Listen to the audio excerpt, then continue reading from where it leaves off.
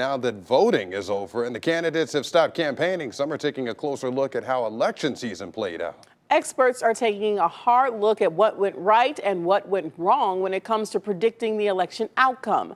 News 5's Caroline Sweeney looked into those preliminary polls and why they're not always correct.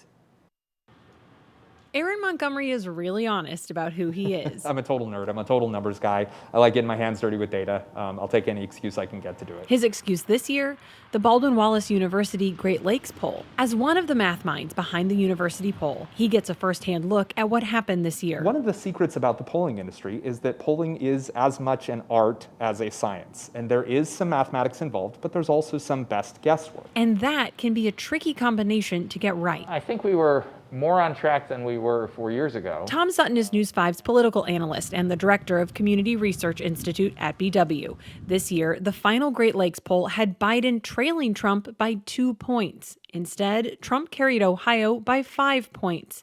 The poll also looks at Wisconsin, Michigan, and Pennsylvania. So we had very, very accurately guessed at the vote share for Biden. Where we missed was for President Trump.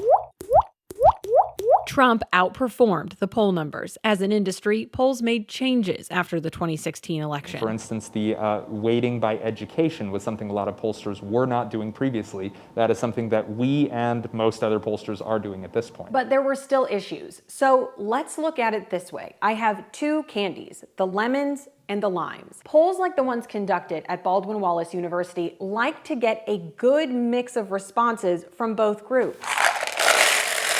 But recently they found that one group of people is opting out of the polls, which means the balance between guesswork and science is more difficult to strike. But we'll certainly be looking at how we've been doing our sampling and making changes to that to try to more accurately reflect what we see in Ohio. Despite the issues with polling in recent years, for a candidate in a campaign, that information is critical. Polls didn't just miss the mark in Ohio. Across the country, the numbers were wrong. In Florida, some polls had Biden winning by more than 5 points. But we saw a similar pattern where the Trump votes clearly were understated in terms of the poll compared to what actually happened with the turnout. Ohio wasn't only a problem for Baldwin Wallace. Quinnipiac had Biden up big in the polls just days before the election. Clearly, there's something that we didn't catch in the surveys that we did. So what's next for polls? Tom Sutton says yes, the current way polls are done needs work, but the alternative?